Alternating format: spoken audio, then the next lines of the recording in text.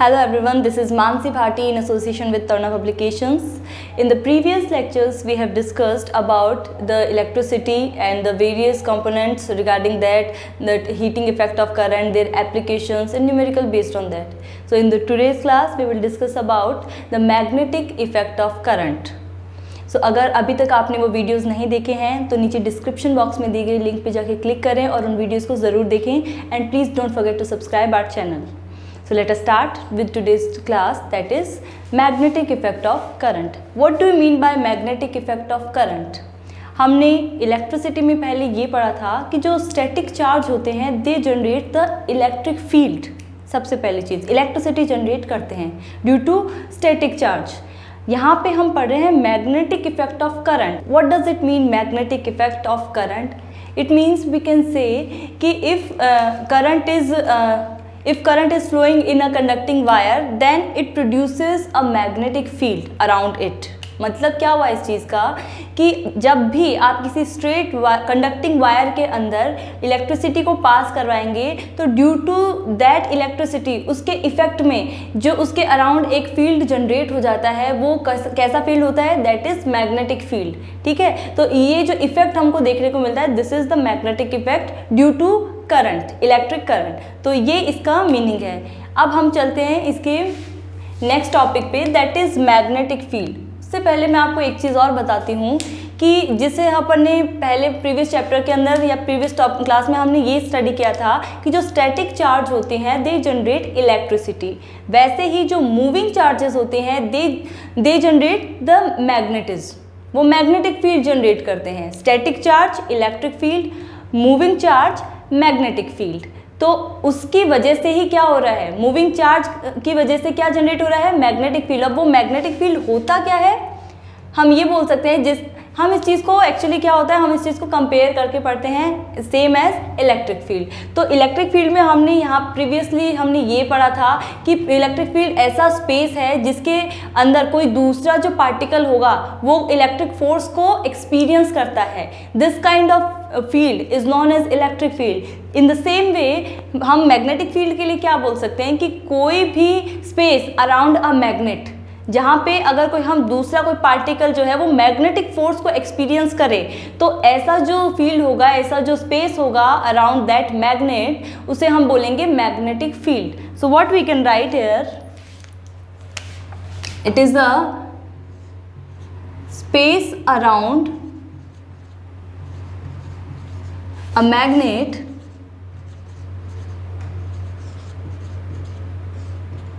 in the influence of which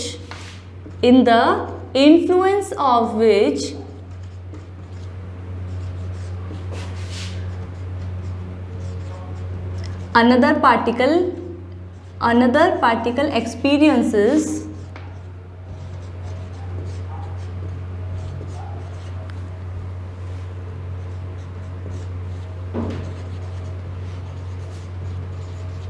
and a magnetic force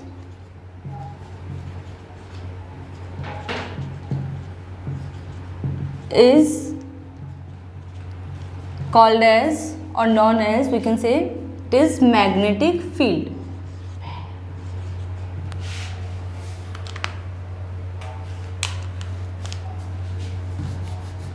Magnetic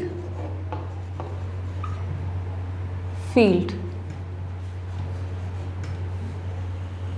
This is the definition of magnetic field. Now what we will study, इसके बाद में एक term आती है that is magnetic field lines. Magnetic field lines.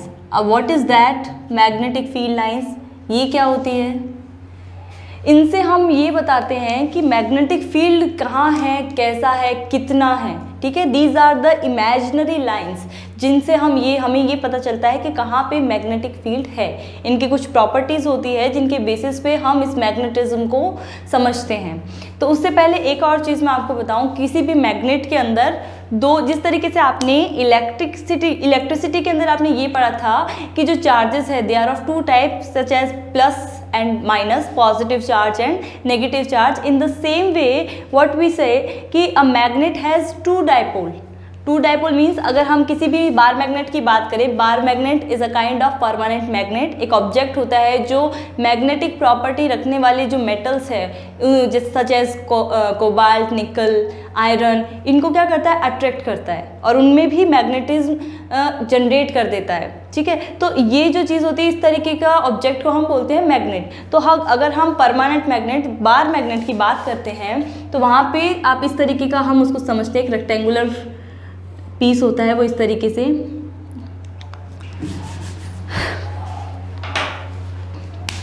इस तरीके से हम उसको ले सकते हैं। It is a kind of rectangular piece, this is N and this is S. क्योंकि ये परमानेंट मैग्नेट होता है, बार मैग्नेट की अगर हम बात करते हैं सपोज, ठीक है, तो यहाँ पे क्या है कि N एंड S ये ऑलरेडी उसमें रिटर्न होते हैं। दैट मीन्स ये जो पोल्स हैं दे आर फिक्स्ड। जिस तरीके से चार्जेस जो फिक्स है कि एक प्लस चार्ज होता है, एक माइनस चार्ज होता है, उसी तरीके से बार मैग्नेट या किसी भी मैग्नेट के दो पोल्स होते हैं। ठीक है, one is north pole and second is south pole. अब ये किस तरीके से है इसको भी हम आगे और फर्दर स्टडी करेंगे इसी वीडियो के अंदर। तो ये दो पोल होते हैं और वैसी ही प्रॉपर्टीज इसकी इनकी पोल्स की भी होती है जैसे हमने चार्जेस के बारे में पढ़ी थी। हमने प्रीवियसली ऐसा स्टडी किया था कि जो like charges they repel each other, unlike charges attract each other. In the same manner what we study for the poles कि like poles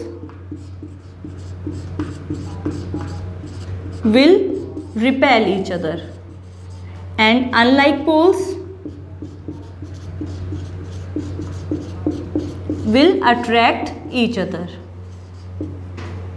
So this is the property for the poles. Now we will discuss about the magnetic field lines. जैसा कि मैंने आपको अभी बताया कि these are the imaginary lines which tells about the properties of the magnetic field.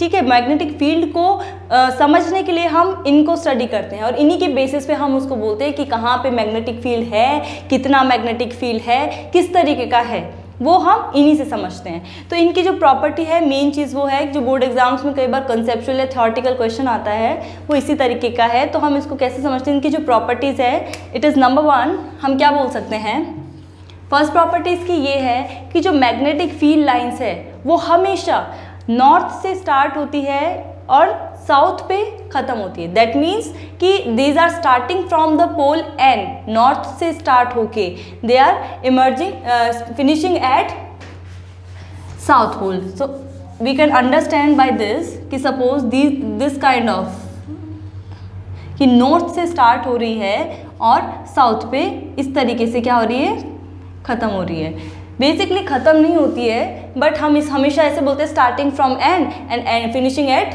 South pole. And inside the magnet, inside the bar magnet, it is always from south to north. ये inside the magnet है but हमें क्या होता है, हम इसका जो बाहर का जो ये जो चीज़ हम स्टडी कर रहे हैं ये हमारे काम की है। Inside the magnet it is always south to north. तो यहाँ से हमको इसकी एक और प्रॉपर्टी पता चलती है कि जो मैग्नेटिक फील्ड लाइन्स है always forms a loop. So what we can say, these are the properties. ठीक है, हम प्रॉपर्टीज़ को स्टडी कर रहे हैं मैग्नेटिक फील्ड लाइन्स की। तो प्रॉपर्टीज़ क्या है, it is first always forms a loop starting from north pole to south pole. इस तरीके से ये क्या होती है, इनका इस तरीके से इनका पैटर्न होता है मैग्नेटिक फील्ड लाइंस का, always emerging from N and ending from at south pole. इसी तरीके से और हम बनाते हैं यहाँ पे, तो कैसे भी डायरेक्शन हो, ठीक है, हमेशा नॉर्थ से ही स्टार्ट होंगी और साउथ पे ख़त्म होंगी। ये इसकी प्रॉपर्टी है। एक दूसरी प्रॉपर्टी, अब अगली नेक्स्ट बहुत इंपॉर्टेंट प्रॉपर्टी ये है कि they never intersect each other. जो मैग्नेटिक फील्ड लाइंस होती है, कभी भी कोई भी दो मैग्नेटिक फील्ड लाइंस कभी भी एक दूसरे को इंटरसेक्ट नहीं करती। क्यों नहीं करती, इसका रीज़न हम अभी जानेंगे। ठीक है, तो this is the second point we can write in the properties of magnetic field lines, what, that they never intersect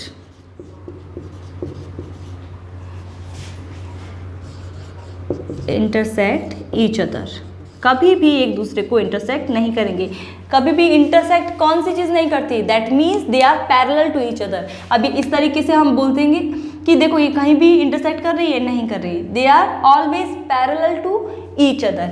अब इसी चीज़ को हम ये बोलते हैं, इसका जो रीज़न होता है कि why they do not intersect each other. ये क्वेश्चन कई बार इस पॉइंट के ऊपर पूछ लेते हैं कि why magnetic field lines do not intersect each other. इसका एक बहुत ही सिंपल सा रीज़न है, क्योंकि क्या होता है कि हमने इसका पहले वाले पॉइंट में हमने इसको एक चीज़ को स्पेसिफाई किया कि मैग्नेटिक फील्ड लाइंस नॉर्थ से साउथ की तरफ जाती है हमेशा।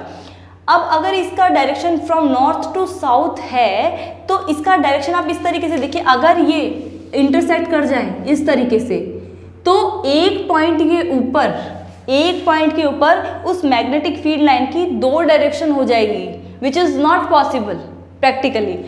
एक पॉइंट के ऊपर अगर ये जो यहाँ से इमर्ज हो रही है मैग्नेटिक फील्ड लाइंस, वो इस तरीके से जाती है और अगर इंटरसेक्ट कर दे, होता नहीं है बट अगर हम ऐसा कंसीडर करें कि अगर ये इंटरसेक्ट करती है तो एक पॉइंट के ऊपर इस एक मैग्नेटिक फील्ड लाइन की दो डायरेक्शन हो जाती है, विच इज़ नॉट पॉसिबल। चाहे हम इसकी बात करें चाहे हम इसकी बात करें, इस पॉइंट के ऊपर इसकी दो डायरेक्शन हो जाएगी, ये चीज़ पॉसिबल नहीं है। इस वजह से मैग्नेटिक फील्ड लाइंस कभी भी एक दूसरे को इंटरसेक्ट नहीं करती। ठीक है, अब ये जो मैग्नेटिक फील्ड लाइंस होती है, इसका थर्ड पॉइंट हम पढ़ रहे हैं। जो मैग्नेटिक फील्ड लाइंस होती है, these are denser at the poles, denser at poles and widely separated at other places other than poles, and widely separated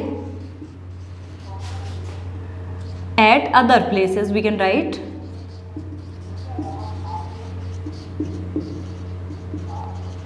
मतलब क्या हुआ इस चीज़ का कि देखिए जो मैग्नेटिक फील्ड लाइंस है वो कहाँ से इमर्ज हो रही है, किधर से, पोल से इमर्ज हो रही है। It is originating from north pole and ending at south pole, we can write. So what we can say कि जो डेंसिटी है इसकी मैग्नेटिक फील्ड लाइंस की, मतलब स्ट्रॉन्गर जो मैग्नेटिक फील्ड होगा वो कहाँ पे होगा, it will be at the poles. आप देखते हैं ये magnetic field lines they are not intersecting each other but they are closer at the ends, वो यहाँ पे पास है, तो इसकी जो डेंसिटी होगी, number of magnetic field lines, these are more at the poles, poles के ऊपर ज़्यादा है। तो जो स्ट्रॉन्गर जो मैग्नेटिक फील्ड होगा वो स्ट्रॉन्गर कहाँ होगा, इन पोल्स के ऊपर।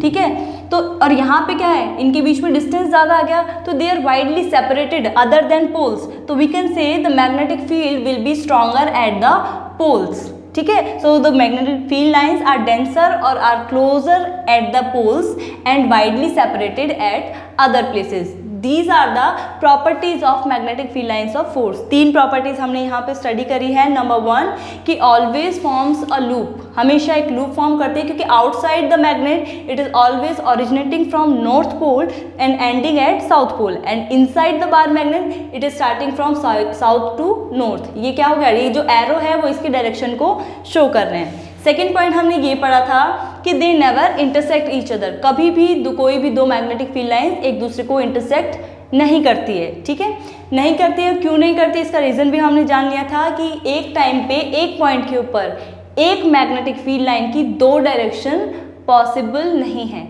That's why they do not intersect each other. Third point हमने ये पढ़ा कि जो डेंसिटी होती है मैग्नेटिक फील्ड लाइंस की वो क्या है, इट इज़ मोर। ठीक है, magnetic field lines are closer at ends और closer at poles and widely separated at the other places. तो ये चीज़ क्या हो गई, ये इसकी प्रॉपर्टीज़ है। अब इन्हीं के ऊपर बेस्ड हम आगे जो चीज़ें पढ़ेंगे वहाँ पे ये जो कॉन्सेप्ट्स है ये हमारे काम आते जाएंगे। तो उसके बाद में हम अभी ये पढ़ते हैं जो सबसे पहले हमने स्टडी किया था, मैग्नेटिक इफेक्ट ऑफ करंट, इसको हम कैसे जस्टिफाई करते हैं वो चीज़ हम अभी स्टडी करेंगे। तो अब हम पढ़ेंगे ओरस्टेड्स एक्सपेरिमेंट। ये क्या है कि ओरस्टेड नाम का एक साइंटिस्ट था, उन्होंने क्या किया, उन्होंने 1820 के अंदर एक बहुत सारे एक्सपेरिमेंट्स किए, उसमें से एक बहुत इंपॉर्टेंट एक्सपेरिमेंट उन्होंने किया, उसको जस्टिफाई किया, उसको प्रूव किया, जिससे हमें एक बहुत ही शानदार रिजल्ट मिला। वो क्या था, मैग्नेटिक इफेक्ट ऑफ करंट। अब उन्होंने किया क्या, वो चीज़ को अभी हम समझेंगे। उन्होंने सबसे बड़ी चीज़ जो इन्होंने इम्पॉर्टेंट चीज़ हमें बताई अपने एक्सपेरिमेंट के थ्रू वो ये थी कि उन्होंने एक रिलेशनशिप इस्टेब्लिश किया, किसके बीच में, करंट और मैग्नेटिक फील्ड के बीच में। सो वेरी फर्स्ट थिंग हम इसमें ये लिखते हैं कि फर्स्ट थिंग क्या है इस एक्सपेरिमेंट की जो मेन की पॉइंट है कि ऑरस्टेड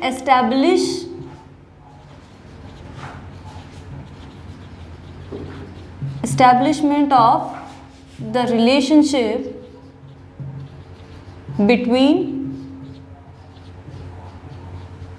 current and magnetic field, इन दोनों के बीच में इन्होंने रिलेशन को बताया। अब था क्या एक्सपेरिमेंट, मैं आपको एक्सप्लेन करती हूँ। एक डायग्राम मैंने यहाँ पे बनाए हुए हैं, this is number 1 and this is number 2।